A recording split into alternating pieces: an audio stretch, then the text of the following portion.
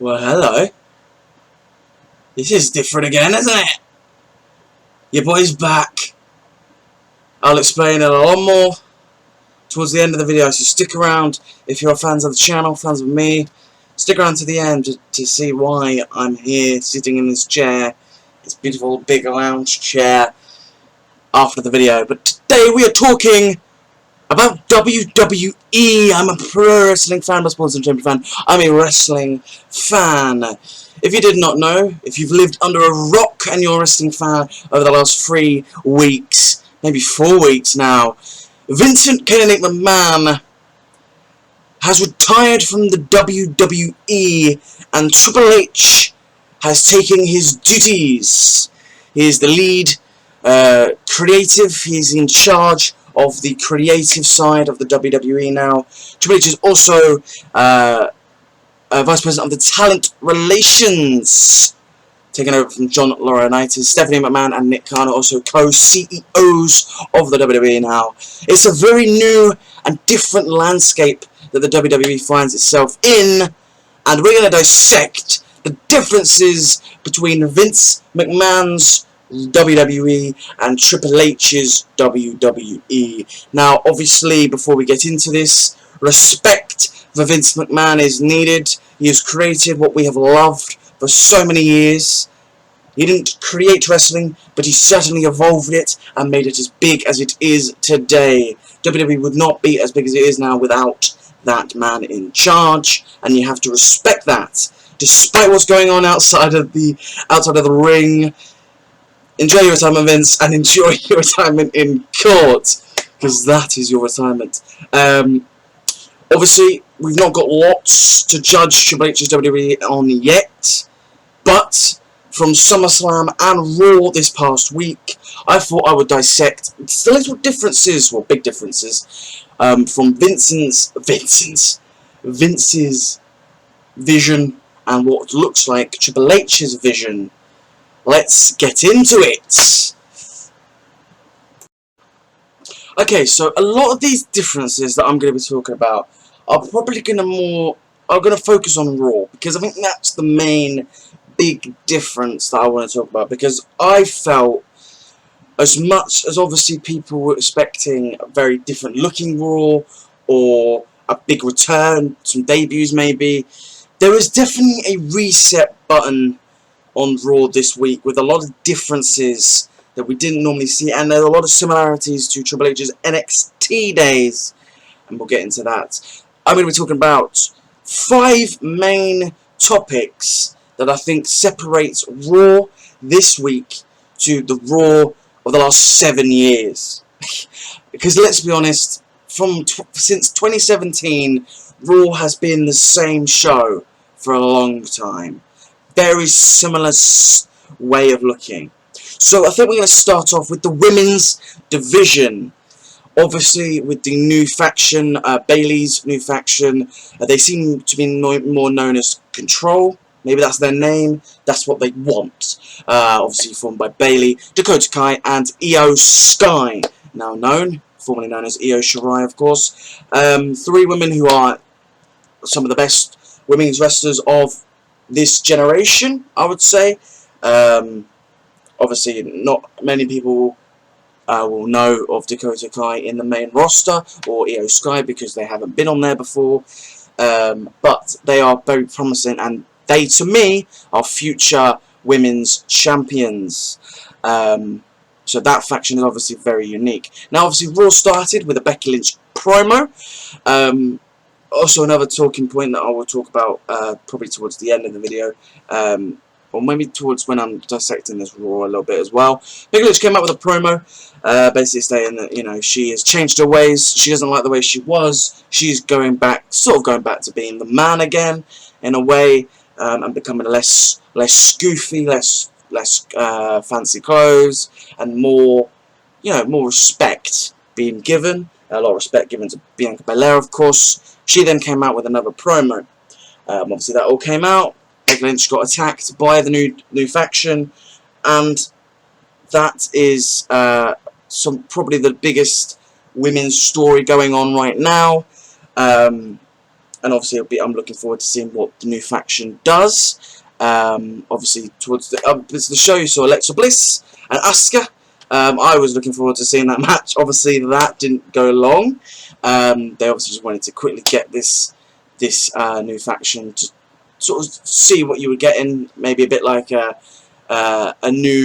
women's version of Undisputed Era that you got in NXT. Maybe they're going to run roughshod in the WWE, run amok on the women's division, which they kind of seem to be doing, taking control of the women's division, maybe attacking Alexa and Asuka in that match, stopping that match, and obviously then Bianca comes out and asks for a match.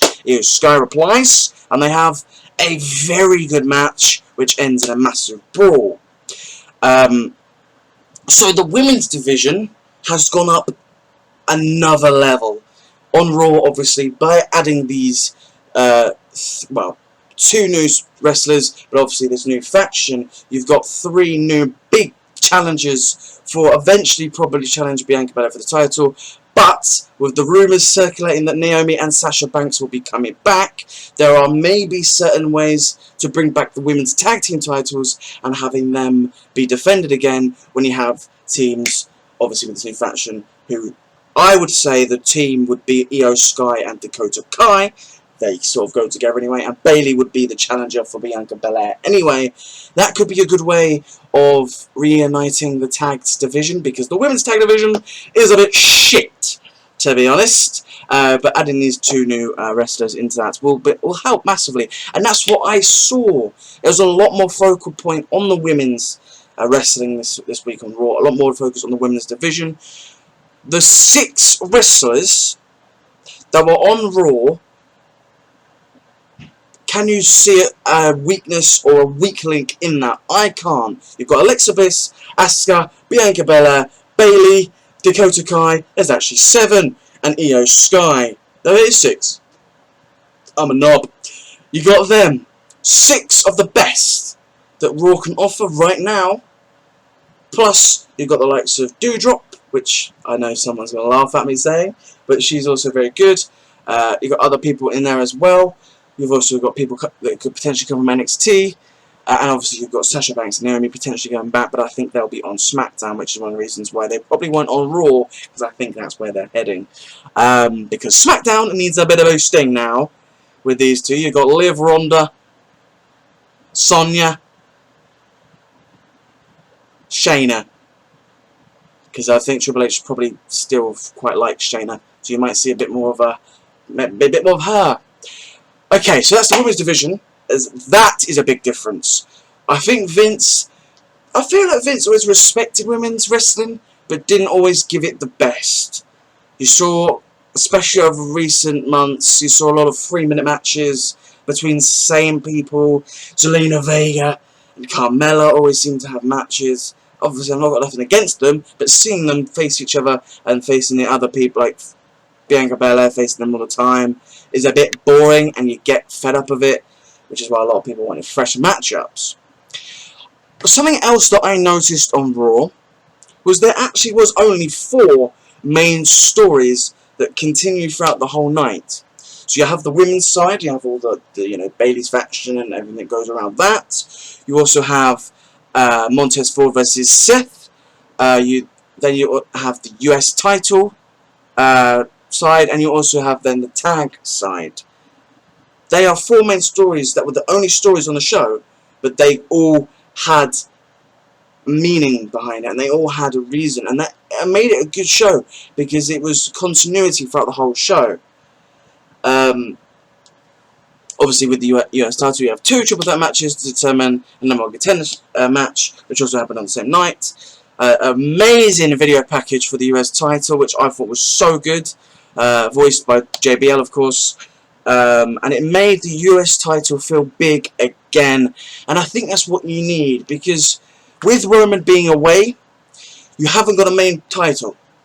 You aren't going to have, especially on Raw, because it seems to be they like him on SmackDown a lot more, so he's probably going to be on SmackDown, especially with Drew being a SmackDown guy as well.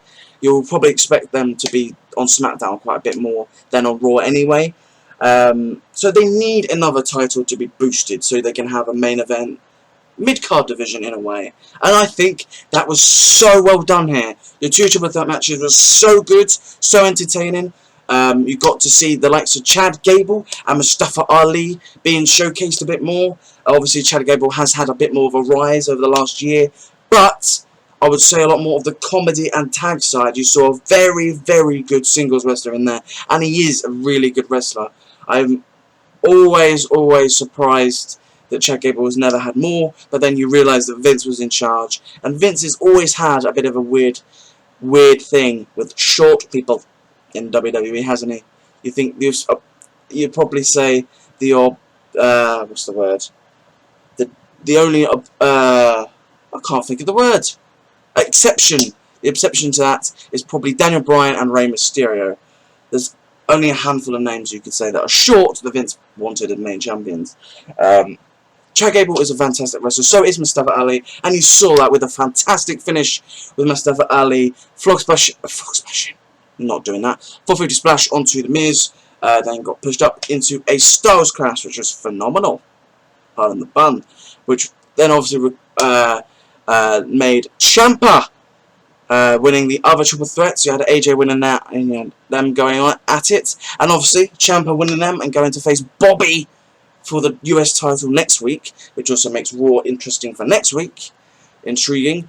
Ciampa is, boom, straight up on the rise. Triple H is the main guy from NXT, and you can see him doing it again here. I'm not saying he's going to be beating Roman for the title, but I think there's a big chance that down the line that Ciampa will win the US title and defend that quite heavily and be the big mid-card champion for a while until Triple H decides to put the belt on Ciampa in like a few years' time or something. So obviously you had the US title feeling big again. It was so needed. The US title has been absolutely disregarded for how many years now? The mid-card titles in general, the Intercontinental Championship has hardly had defenses on pay-per-views, and that is something you probably see different now. You probably definitely US title you'll see on the pay-per-views defended a lot more, I reckon. Intercontinental might have it, especially with Gunther being the champion. He's very, very highly rated, and you can see why. So you could definitely see that being defended a lot more as well. Another thing that I saw was longer matches. They got a lot more time with their matches. For example, the triple threat matches both had decent amounts of time to show their quality, but the main difference was that Bianca and Io Sky got about 18 minutes of proper wrestling. Then obviously the finish happened, which was a little bit annoying, but you can't have either of them losing, in my opinion. Io Sky can't lose because it's her first match, and you can't have Bianca lose because she's the champion, and you want to make her look as strong as possible. If you were to have someone lose, Bianca's probably the person to lose in that moment. So maybe it was the right decision, but then you did book them into a corner. Either way, that match was very good, and it went a decent amount of time. It was a pay-per-view length match. 18 minutes, 2 ad breaks, which normally means it went a while. Really good, and what can you expect from a match with Bianca Belair and Io Sky? That, for example, I can't wait to see them have a proper pay-per-view match, because I think they're going to rock the roof, knock the roof off, as they say. And I think that's one of the things as well. There was a SmackDown not too long ago that had 13 minutes of wrestling. That is ridiculous on a wrestling show, and you saw that. There was a lot more emphasis on the wrestling side of things on Raw this past week. Same with SummerSlam. So you had that. Longer matches of better quality. And also, anyone notice that the 24/7 division wasn't there for the last 2 weeks? It's interesting now. I think that may get scrapped. Got people like Akira Tozawa and R-Truth being in there. I don't think Tozawa deserves to be in there. He should be a lot more better, because he's so good. He's so good. Borderline offensive, what they've done to him, really. Put him in a ninja suit and got him running around. I can't wait for that to end as well. I'm so fed up about that division. It's just, it started off really well, and it just went same. It's a bit like Vince's run for the last 5 years, to be honest. He thinks it's done good, and then goes, we'll run that to the ground and make it worse and worse. And it got to the point where no one cares. And that's another thing that sort of ties in with the 27 division. Less silliness. It was a lot more serious, I thought. There was less, you know, Vince McMahon farting jokes, but, you know, a lot less of that I saw as well. So I think that's a major difference. As much as I think Triple H will probably show that in other ways, you won't get things like gamey from Sarah Logan and things like that. I know someone would like that joke. You get things like that I think you see the differences of. There was definitely less silliness on Raw. That is the 5 main differences that I noticed from this week's Raw to previous under Vince. Now, all I can say is I'm very excited for the future of this company. We have a man that is a sharp mind and knows modern wrestling. I think you're going to get a balance. You're going to get a balance of wrestling and sports entertainment. You still got sports entertainment side, which you kind of saw some anyway, because you got the likes. Yeah, for example, the last man standing match wasn't serious, was it? It was a lot of goofing around. I mean, that spot was mental when it lifted up the ring, things like that. You're still going to see, which is sort of lining up with the sports entertainment side of things. But you saw a lot more emphasis on the wrestling with matches like the triple threats, and I didn't even mention the tag titles, did I? That was cool as well, with Judgment Day coming in and Edge having a good promo as well. But I'm not doing a Revolve Raw, I'm just on the differences. Actually, another difference was the fact that Edge had about a 2-minute promo, and that was all he needed, because he said what everyone thought he was going to say anyway. And that's the difference. It wasn't a 20-minute promo of Edge sitting on a chair, rambling for 20 minutes, and the Judgment Day coming out being like, I knew what you were going to do, we're going to attack you, Damien Priest's going to attack him. Shit. Luckily that wasn't the case, and then we had a brawl later on. Rhea becoming good again, in my opinion, in other ways. And I'm actually quite looking forward to see it. We forget about Rhea on Raw as well. Obviously she's in Judgment Day, but that's coming to an end soon, so then Rhea can go back to being single again. So yeah, I think the company is in a good way for the future. Ciampa seems to be heavily favoured with Triple H. I think you're going to get to see other people get higher in the card as well. I worry for people like Omos, because I don't know what they're going to do with him. I say I worry, I don't really care too much, to be honest. Theory wasn't on the show, but apparently that was more due to personal reasons, because his uncle passed, I think, the day before. So you can see why he wasn't on the show. I think they'll have plans for him. I don't think he's a Vince guy. Well, he obviously is, but I think Triple H probably likes him as well. He has got potential and a lot of future, and we'll probably see a cash-in attempt, proper cash-in attempt towards the end of the year. I don't think it will happen soon. I think they'll keep hold of that for a while and make that his story for a bit. But yeah, the main differences with that. The women's division was a lot more highlighted for longer periods. There was only actually 4 main stories on Raw, which you don't see that often, and they all connected in a nice way. You also had an interview segment where you had Bayley talking about their faction. They leave and the Usos come in, and then they interview the Usos. It was very unique, you know, very, very silky, very slick, very quick. You know, one interview, another one, boom, you're done. That's 2 interviews done where you don't need to do any more. All good. I'm very happy with what Raw did this week. You still got the likes of Sasha Naomi to potentially come back. There's NXT call-ups that might happen with NXT guys. People like Roderick Strong might come up, things like that. Toxic Attraction might come up soon as well, potentially. I think they've done quite a lot in NXT anyway.